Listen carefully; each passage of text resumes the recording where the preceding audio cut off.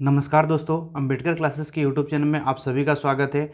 आज के इस वीडियो में हम लोग पढ़ने वाले हैं परसेंटेज से संबंधित इम्पोर्टेंट क्वेश्चन जो कि किसी भी एग्ज़ाम के लिए बहुत ज़्यादा इम्पोर्टेंट है। तो चलिए शुरू करते हैं। पहला क्वेश्चन, किसी भिन्न के अंश में 10% की वृद्धि करने तथा उसके हर में 12% कमी कर देने पर 15/64 प्राप्त होता है। वो भिन्न क्या? देखिए भिन्न, सबसे पहले भिन्न क्या होता है? भिन्न यानी x बाई वाई। ये भिन्न जो x क्या होता है हम लोग का अंश होता है और y क्या होता है? हर होता है। ऊपर वाला क्या होता है? अंश और नीचे वाला क्या होता है? हर। अंश में बोल रहा 10% की वृद्धि। अंश में अगर 10% की वृद्धि यानी टोटल परसेंट हम लोग का 100 होता है, 100 में अगर 10% का वृद्धि बोलेगा यानी कितना होगा? 110%। कितना परसेंट होगा? 110%। उसी प्रकार हर में 12% कमी, अगर 100 में 12% कमी करेंगे मतलब हर में कितना होगा? 88%। देखिए दोनों का परसेंट कटा, इसके बराबर परिणामी भिन्न कितना है बोल रहा है? 15/64। 15/64। देखिए जो कट रहा काट सकते हैं हम। 8 से कटेगा 8 8 64, 8 से काट दिए 11, ये 11 से काटेंगे 11 10 बार में, ये 5 से काटेंगे 5 दूना 10 और ये 5 तिया 15, यानी x बटा y बराबर हो जाएगा ये 3/2। आंसर 3/2। नहीं ये देखिए 8 है, 2 8 16, क्या हो जाएगा? 16। 3/16 आंसर हो जाएगा इसका। नेक्स्ट क्वेश्चन देखेंगे, एक भिन्न के अंश में 220% की वृद्धि करने तथा हर में 150% की वृद्धि करने पर परिणामी भिन्न 4/5। देखिए यहाँ भी भिन्न वही होगा। भिन्न के क्या मान सकते हैं हम? x by Y. अब देखिए 220% की वृद्धि बोल रहा है तो टोटल हम लोग का परसेंट होता है 100, उसमें 220 का वृद्धि यानी कितना हो जाएगा? ये 320% का वृद्धि बटा में हर में क्या बोल रहा है? 150% की वृद्धि। अगर हर में 150 यानी टोटल 1% में अगर 100 में 150 जोड़ेंगे यानी 250%, 250%। देखिए दोनों का परसेंट है तो कट जाएगा। इसके बराबर जो परिणामी भिन्न दिया है 4/5। अब ये देखिए ये जीरो कट जाएगा।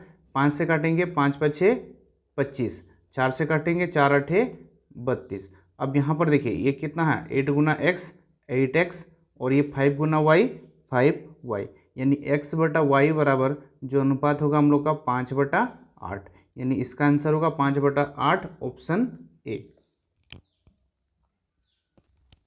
चलिए नेक्स्ट क्वेश्चन देखेंगे। इस टाइप के क्वेश्चन भी बहुत सारा एग्जाम में ज़्यादातर प्राय आता है। आपको देखिए हम जितना भी क्वेश्चन पढ़ाते हैं क्वेश्चन रिपीट नहीं करते, मतलब एक ही टाइप का क्वेश्चन सबको एक ही टाइप मतलब एक ही क्वेश्चन बताते हैं ताकि आपका टाइम क्या होगा?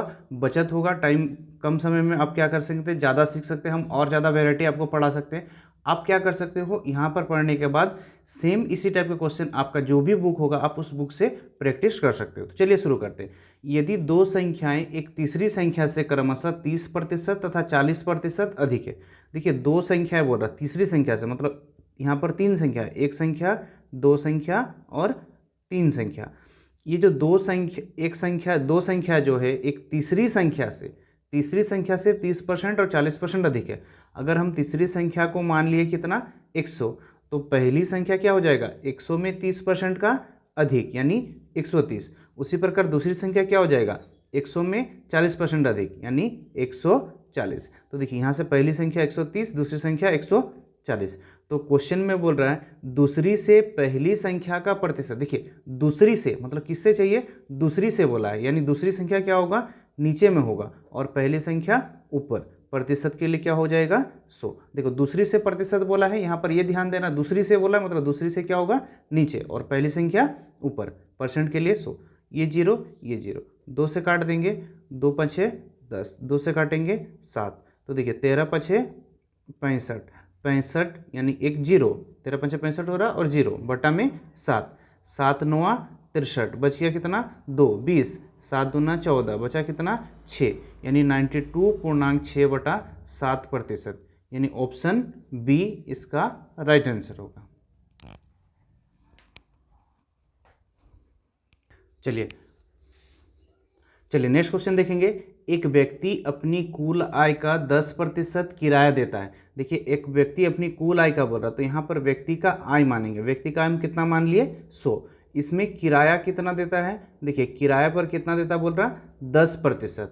20% बच्चों पर कितना खर्च करता है 20%, तथा अन्य मंथ पर कितना खर्च किया 30। अब देखिए टोटल अगर आय 100 था, इसमें से 10% किराया दिया, 20% बच्चों पर खर्च किया तथा 30% अन्य मंथ पर खर्च किया।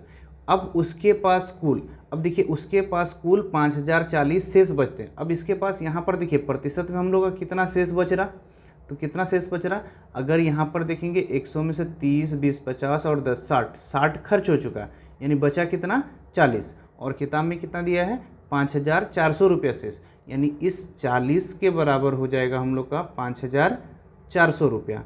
तो हमको क्या चाहिए था, उसका कुल आय बोला है, कुल आय हम कितना माने थे 100, तो 100 के बराबर कितना होगा। अब ये देखिए ये जीरो 5040 था ना, 5040 यानी 5040।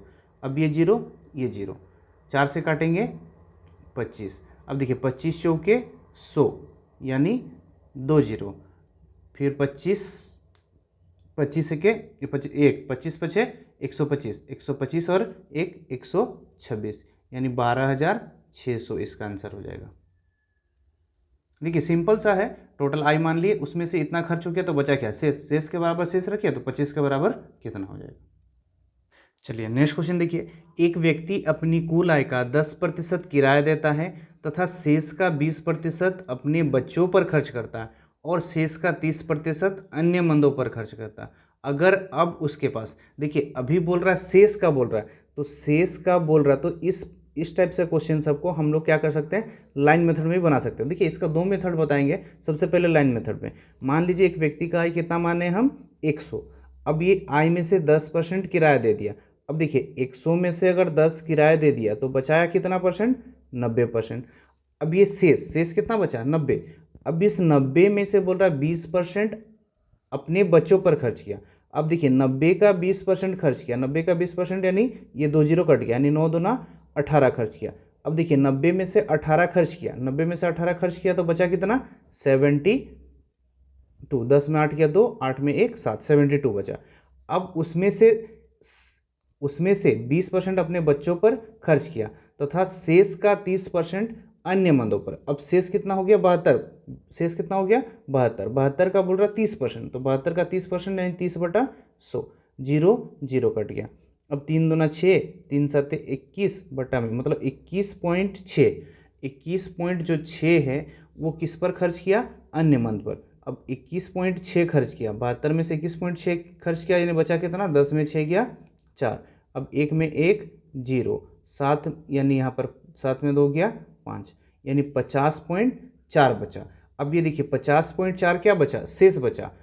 अगर अब उसके पास 5040 रुपया शेष है, देखिए यहाँ पर हम लोग के पास कितना शेष है 50.4 बचा, और किताब में कितना दिया है 5040। तो कुल आय बोला, कुल आय हम कितना माने थे, आय कितना माने थे 100, तो इस 100 के बराबर कितना होगा, पॉइंट हटा दिए 1 जीरो, ये 50 कितना बार में कटेगा 100। अब 100 गुना 100 यानी ये हो जाएगा हम लोग का 10,000, तो इसका कुल आय कितना हो गया 10,000। देखिए इस टाइप से भी आप बना सकते हैं, लेकिन ये क्या होता है हम लोग का लॉन्ग प्रोसेस हो जाता है। तो इसको बनाने के लिए एक सबसे आसान और एक नॉर्मल तरीका होता है फ्रैक्शन वाला तरीका। देखिए फ्रैक्शन वाला तरीका से बना सकते हो।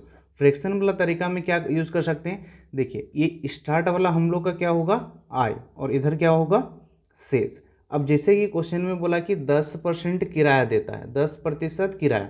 अब 10% का फ्रैक्शन क्या होता है 1/10। अगर हम यहाँ 10 में से 1 किराया दे दिए, देखिए 10% किराया दिया, मतलब 10 में से 1 किराया दिया, तो आय 10 था, 10 में से 1 किराया दिया, तो शेष कितना बचा 9। अब देखिए शेष पर ही आधारित क्वेश्चन रहेगा, तो शेष वाला रहेगा, मतलब इसी शेष पर बोल रहा है।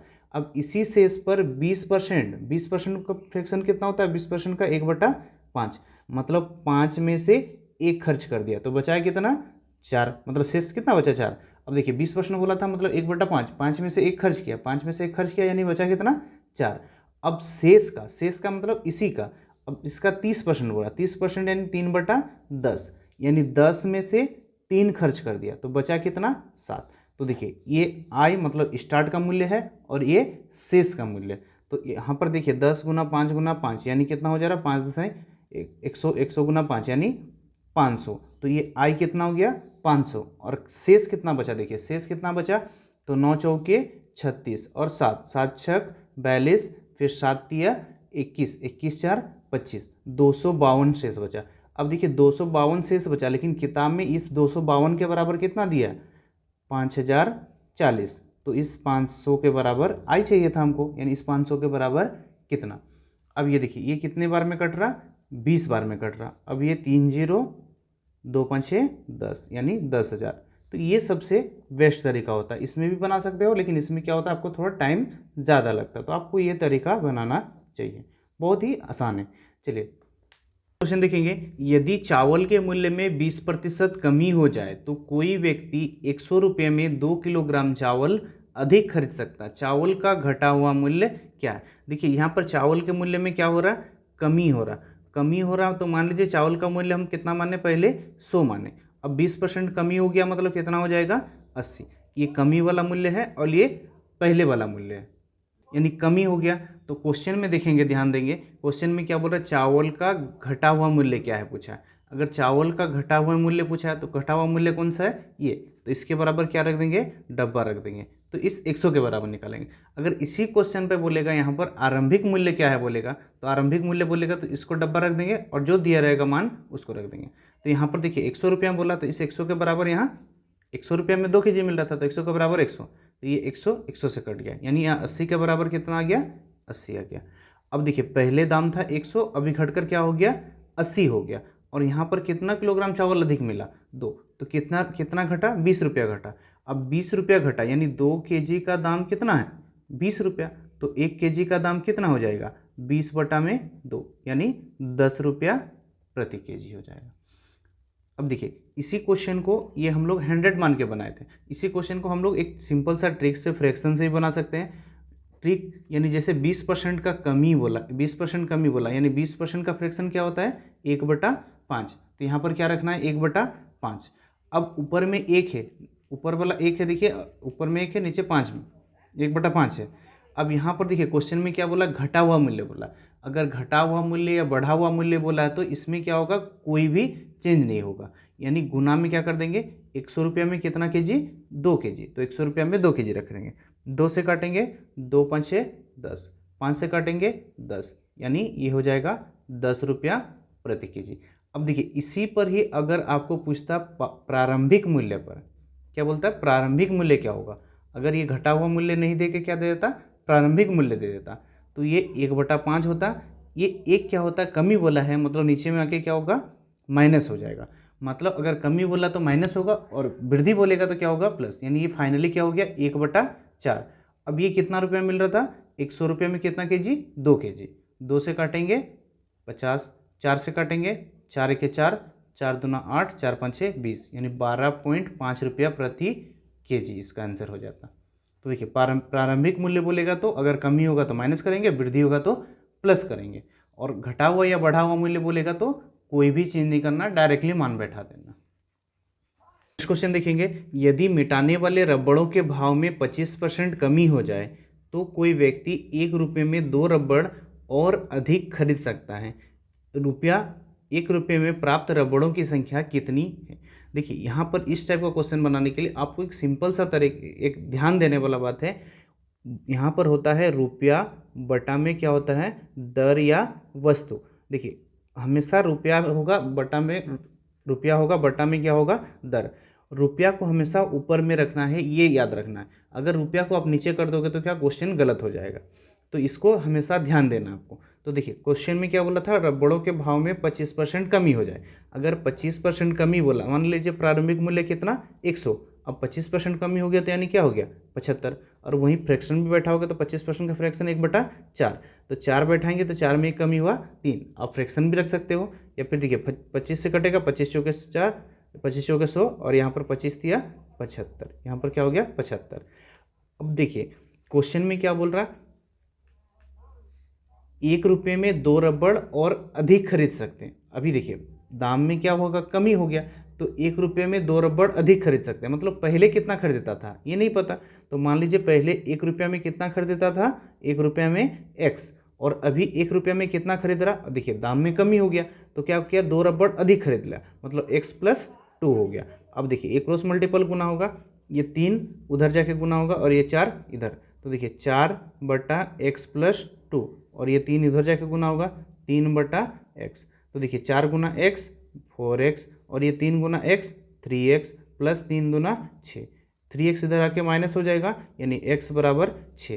तो देखिए x बराबर 6 यानी एक रुपये में कितना मिलता था, x यानी 6, 1 रुपये में 6 रबड़ मिलता था, अभी 2 अधिक मिला, मतलब 1 रुपये में 8 रबड़ मिला। तो आंसर क्या हो गया हम लोग का, 1 रुपये में 6। चलिए नेक्स्ट क्वेश्चन भी देखिए, सेम उसी टाइप का क्वेश्चन है। किसी वस्तु के मूल्य में 33.1/3% की कमी। देखिए 33.1/3 बोल रहा है, 33.1/3। अगर आप इसका फ्रैक्शन जानते हो तो क्या होता है, 1/3। मतलब अगर हम बोलेंगे कि 3 में 1 का कमी हुआ, मतलब कितना हो गया, 2 हो गया। 33.1/3 की कमी बोला ना, तो 3 में 1 का कमी हुआ यानी 2 हो गया। अब 3 में 1 का कमी हुआ यानी 2 हो गया। अब वस्तुएं कितनी अधिक खरीदी जा सकती है, देखिए 1 रुपये में 4 वस्तुएं अधिक खरीदी जा सकती है। 1 रुपये में कितना बोल रहा है, 4 वस्तु अधिक।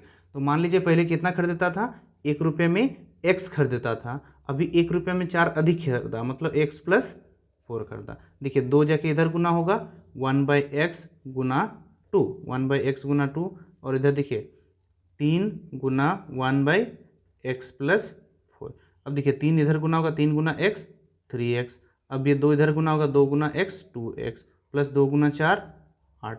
अब 2x इधर आके 3x में माइनस हो गया यानी x बराबर कितना हो गया, 8। यानी x रुपये में कितना खरीदता था, पहले 8 खरीदता था, यानी ऑप्शन सी x रुपये में 8 हम लोग का आंसर हो जाएगा।